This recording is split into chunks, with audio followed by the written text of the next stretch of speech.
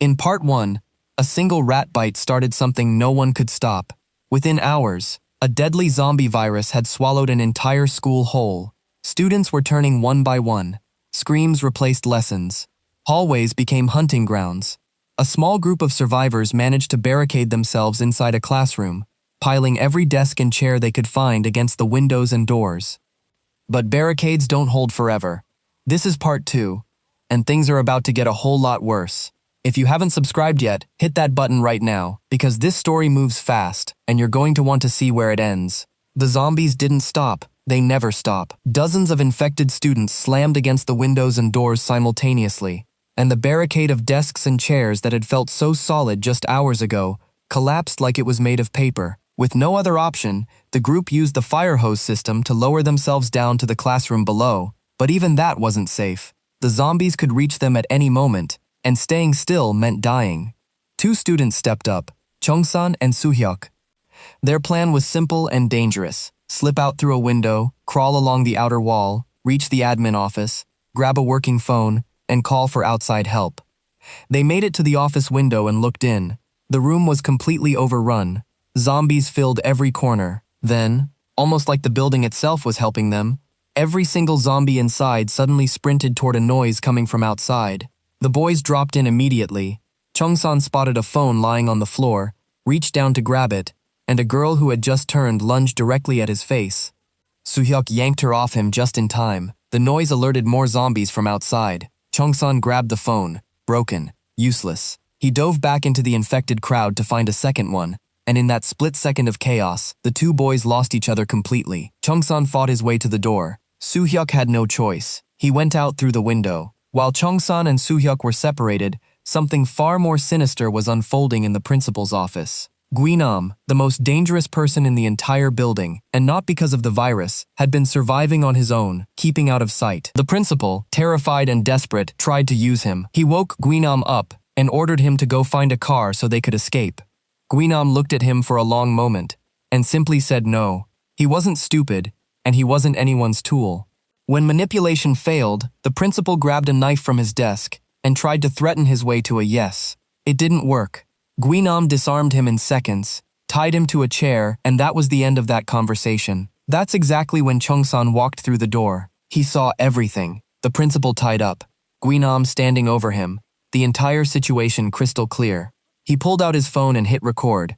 Then he made his position plain. This footage goes to the police the moment they get out of here. Guinam's expression didn't change, but something behind his eyes did. In one sudden movement, he turned on the principal, permanently silencing the only other witness in the room. Then he came for Chungsan. Chungsan refused to give up the phone, so Guinam decided to take it the hard way.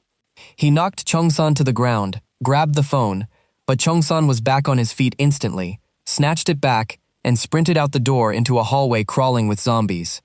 Guinam followed without hesitation, cutting through every infected student in his path like they were nothing. He pulled a knife and hurled it at Chungsan's back. It grazed him but didn't stop him. Chungsan reached the library and scrambled up onto the bookshelves, getting above the worst of the infected crowd below. A student on the shelves panicked and shoved him, sending him falling directly into the zombie mob. Guinam arrived, took one look at the same student, and threw him into the crowd without a second thought. Then the real chase began. Both of them moving through the shelves above a sea of infected, each trying to outmaneuver the other. Guinam caught Chungsan's leg and sent him crashing down. Zombies closed in immediately. It looked finished. Guinam reached down and grabbed the phone, and then Chungsan did something no one expected.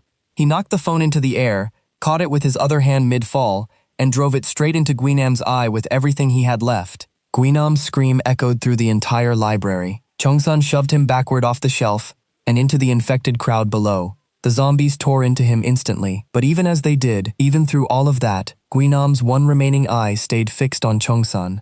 Not in pain, in promise, Chungsan ran. He found a maintenance pipe in the wall, pried it open, and started climbing, floor by floor, hand over hand, pulling himself upward, while the school below descended further into chaos. He reached the 3rd floor and found an exit into a corridor. It was packed with zombies. He pulled out the phone and tried to call for help. No signal. He tried again, and again. Nothing. What he didn't know yet was that the government had made a deliberate decision. They had cut all network signals to the entire infected zone to prevent footage from leaking and causing panic across the country. Every call Chungsan attempted was hitting a wall that had been put there on purpose. With no other option, he thought about his mother. He thought about Yoonji. He found something inside himself and kept moving, fighting through the infected, room by room, until he finally pushed through into the music room and collapsed against the wall. He was alive, for now. Back with the main group, Soo-hyuk returned alone. The moment everyone realized Chungsan wasn't with him, the panic was immediate. Someone remembered the drone they had taken from the science lab. They prepped it and sent it out, flying it through the building one floor at a time, looking through every window. What they saw was devastating. Nearly every student left in the school had already turned. The hallways, the classrooms, the stairwells, all of it was gone. Then the drone reached the music room, and there was Chungsan, sitting against the wall, breathing. The relief lasted about 30 seconds. They turned the drone outside to check the surrounding area, and a girl spotted her father's truck in the footage. She leaned closer. The drone's camera found her parents standing in the street below. Both of them had already turned. She didn't make a sound. Someone reached over and switched the drone off before anything else could appear on screen. Meanwhile, in another part of the ruined school, something that should have been impossible was happening. Guinam opened his eyes. A group of zombies rushed him and stopped. They circled him, sniffed at him, and walked away. The virus had mutated inside him into something it had never produced before.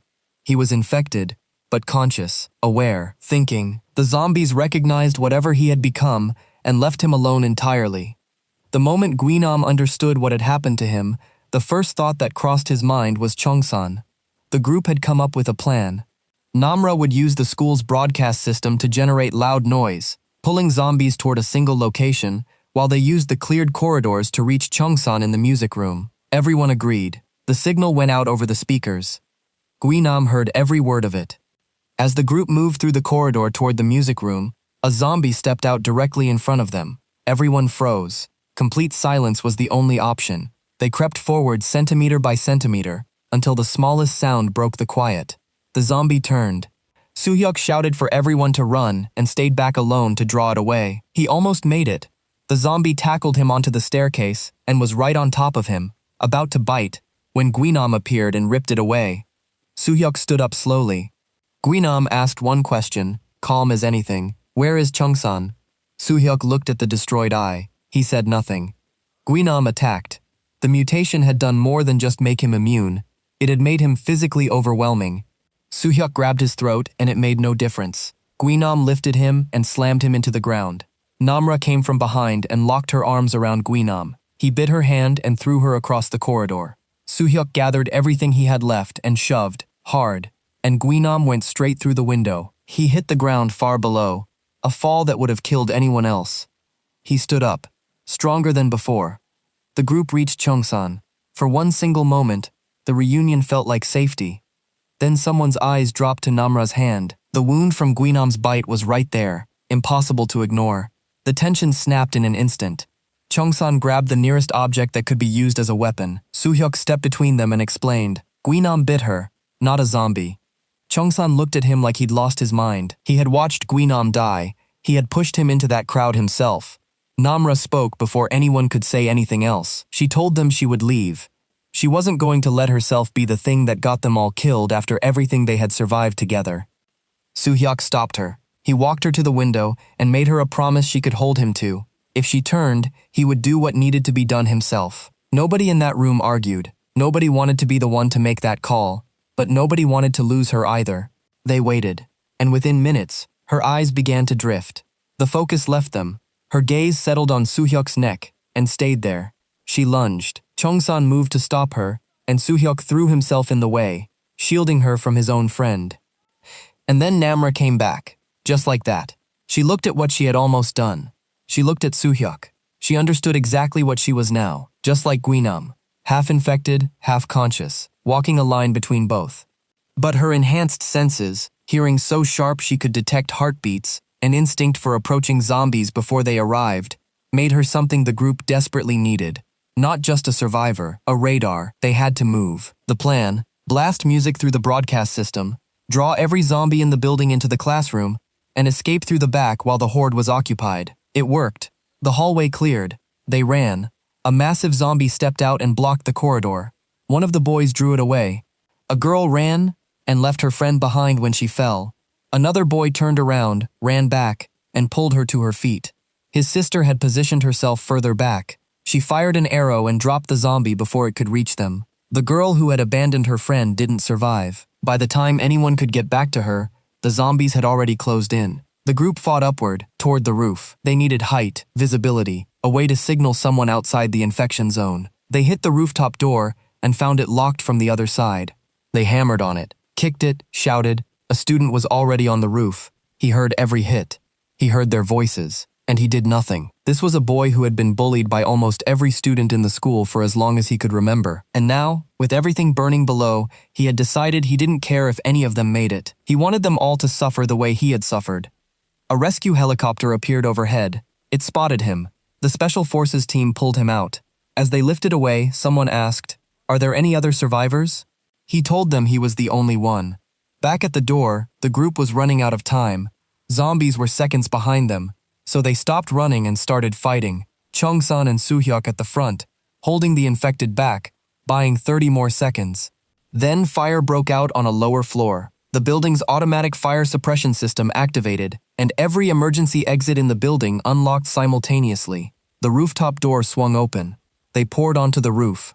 The helicopter was already gone. They screamed after it anyway. Every one of them, as loud as they could. It kept moving. It didn't come back. Namra felt it before she could explain it. Danger. Close. Coming fast. Then came the sound of something hitting the rooftop door hard from the other side. Guinam had followed them all the way up.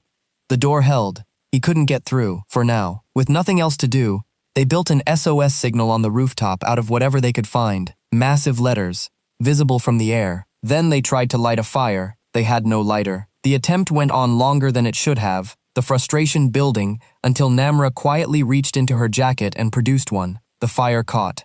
There was one more piece of the story happening away from the rooftop. Na Yeon, the girl who had deliberately gotten Chungsan's close friend Jinsu infected earlier in the story, had been hiding alone in a storage room ever since the truth came out. She knew what she had done. She knew what everyone thought of her. She decided the only thing left she could do was bring food to the survivors. She filled a bag and stepped out into the corridor. Guinam found her first. And that was the moment Part 1 viewers had been waiting for since the very beginning. The survivors couldn't stay on the rooftop forever. Without food, without water, without any sign the helicopter was coming back, they had to move. The military had been escalating their response. Across the entire infected zone, drones were broadcasting sonic frequencies, signals that herded zombies into dense clusters. The strategy was simple: gather them, then detonate. And the cluster forming directly around the group's location was already being targeted. They made their escape through the building, but Guinam was still there, still hunting, still completely impossible to stop. Chungsan hit him with a metal rod. No effect. Soohyuk hit him. One punch and he was on the ground. Guinam told the others clearly, "I only want Chungsan. Everyone else can walk away." Not one of them moved. They all came at him together. He put them all down. Namra fought him last, matched him strength for strength, but he knew how to fight in a way she didn't. He grabbed Soohyuk and held him over the edge. Namra picked Guinam up with everything she had and threw him off the building. He landed. He stood up. Then the military sonic drones arrived directly overhead. The frequency hit, and every infected person in range collapsed in agony. Guinam included. Chungsan used the moment and knocked him out of the building a second time. Chungsan had been bitten. He already knew. And now Eunji was standing in front of him, and he understood this was the only window he was going to get. He removed his name tag, the small piece of himself that had his name on it, and pressed it into her hand. He told her what he had never said out loud before, that he loved her, that he had always loved her. No one in that room made a sound. He jumped into the crowd below, started screaming, pulling every zombie in the building toward himself, dragging the entire horde up through the floors, level by level, until he reached the top floor and the open elevator shaft at the end of the corridor. He jumped in. Every zombie followed. The rest of the group ran. Missiles hit the school grounds seconds later. The survivors who made it out pushed through the city streets. The quiet was unnatural. And then Guinam appeared one final time, still alive, impossibly, dragging himself forward on pure hatred. Chungsan, infected and barely standing, chose to fight anyway. He threw dirt in Guinam's eyes. He attacked with his hands. None of it mattered. Guinam pinned him and took his eye, the revenge he had promised from the moment Chongsan had blinded him in the library. The military bombardment reached them. In the explosions, Chongsan used Guinam as a shield and threw himself into an elevator shaft. Whether he survived, the creators of the show have never confirmed it. It has been left deliberately open. That's All of Us Are Dead, Part 2. Every scene, every sacrifice, fully explained. Do you think Chongsan is actually alive? And is Namra ever coming back? Drop your theories in the comments. I read every single one. Subscribe for the next breakdown, and I'll see you in the next one.